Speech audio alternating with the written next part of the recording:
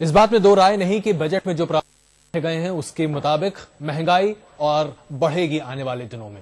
लेकिन यह भी कहना गलत नहीं होगा कि यह बजट अगर हम दूरगामी नतीजों के हिसाब से देखें, शायद 2-2.5 साल बाद इसके शायद असर अच्छे हो सकते हैं। लेकिन सबसे बड़ी बात यह है कि आज मौजूदा हालात में बजट की वजह से महंगाई बढ़ेगी और आम आदमी पर इसका काफी असर पड़ेगा। तो हम ब्रेक से पहले बात कर रहे थे अभिषेक जी से, उनका कहना था कि बहुत ही अच्छा बजट है, इससे बेहतर बजट नहीं हो सकता। तो चलते चलते अब जरा ये जान लेते हैं कि बाकी विपक्षी पार्टियां क्या सोच रही हैं।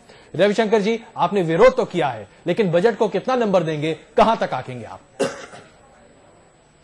देखिए, मैं ये नहीं कहूंगा कि ये बजट फेल है, या नंबर देना होगा तो 30 से अधिक मुश्किल से दूंगा। लेकिन अब नंबर के ऊपर मत जाइए।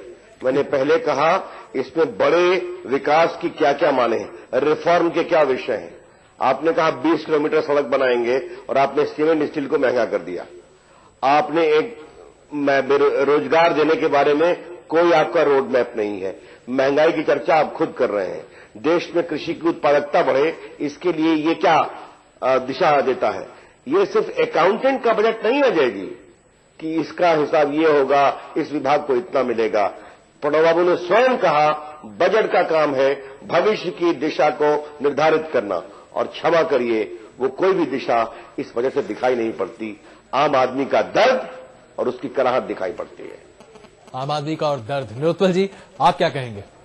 देखिए, एक नंबर तो ये बजट महंगाई बढ़ाने वाली है और इससे विकास का जो उम्मीद रख के सरकार ने इसको प्रस्तुत किया है ये भी पूरा नहीं होने वाला है। कल आर्थिक समीक्षा में सरकार ने खुद ये बात कबूल कर लिया कि नेगेटिव -0.2% है कृषि में ग्रोथ।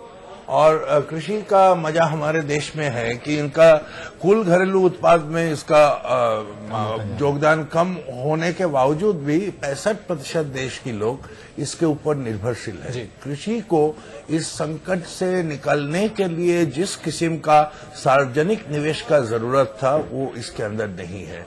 विनिवेश 25,000 करोड़ लाएगा।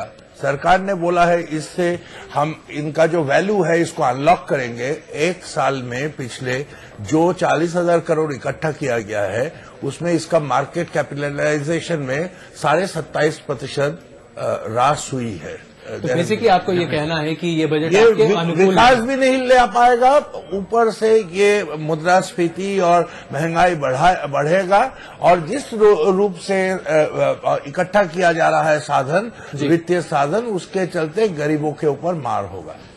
सलमान जी, आपकी क्या टिप्पणी है इससे पहले कि हम प्रभु से फाइनल टिप्पणी लें? टिप्पणी ये है कि इसको समझने के लिए और देखने के लिए सही चश्मा चाहिए है। जिस चश्मे में पर्दे लगे हैं उससे ये नहीं दिखेगा। ये समझदारी से और खुले मन से देखने की आवश्यकता है। और रही बात महंगाई की, ये हमारा मसला है ना। महंगाई हमको रोकनी है, हम रोकेंगे। हमारा विश्वास है कि हम महंगाई रोकेंगे। इतनी चिंता क्यों कर रहे हैं ये कि महंगाई नहीं रुकेगी तो उसका खामियाजा हमको भुगतना होगा ना। तो हम तय करेंगे कि महंगाई रुकेगी नहीं रुकेगी। हमारा मसला है, हम रोकेंगे, ये विश्वास है। और आपको ये भी विश्वास है कि ममता बनर्जी को मना लेंगे आप? नहीं, वो अपने घर की बात है, उसमें आप चिंता ना करें। चलिए प्रभु जी, ये बताइए आप कौन से पर्दे हटा रहे हैं? नहीं, पर्दे इसके अंदर ये बात स्पष्ट है कि बजट के पीछे नीति तो अच्छी दिखाई देती है जी, पर नीयत में मेरे को शक लगता है कुछ, कि नीयत जो इस बजट की थी कि पैसा इकट्ठा करना और प्राइवेट इन्वेस्टमेंट को बढ़ाना, और कृषि के ऊपर जिन्होंने कहा कि सबसे बड़ा खतरा इस देश के लिए ये है कि कृषि के ऊपर जितना इन्वेस्टमेंट होना चाहिए 65% लोग अभी भी कृषि के ऊपर निर्भर कर रहे हैं, जबकि जीडीपी का कंट्रीब्यूशन केवल 20 या 22% है। 18-20 से पर। और सर्विसेज सेक्टर जो किसी देश में नहीं है, कोई भी डेवलपिंग इकोनॉमी में इकोनॉमिक्स पढ़ा हूं और डॉक्टर साहब ने मेरे को पढ़ाया है, मेरे को इस तरह की इकोनॉमिक्स कभी नहीं पढ़ाई गई जहां की सर्विसेज सेक्टर जो है 52% किसी भी डेवलपिंग सोसाइटी का हो। इस तरह सर्विसेज सेक्टर को इन्होंने इतना इंप्रूव किया, इतने बेनिफिट्स दिए हैं जो गरीब आदमी को नंबर कितने देंगे इस बजट को आप? मैं बजट को अभी भी 6 दूंगा 10 में से। चलिए, तो यानी कि सलमान जी आपके लिए काफी खुशखबरी की बात है। अगर प्रभु 6 दे रहे हैं तो वाकई में इसे आप अच्छे नंबर मान सकते हैं, क्योंकि बहुत टफ टास्क मास्टर हैं। धन्यवाद आप सबों का इस चर्चा में शामिल होने के लिए।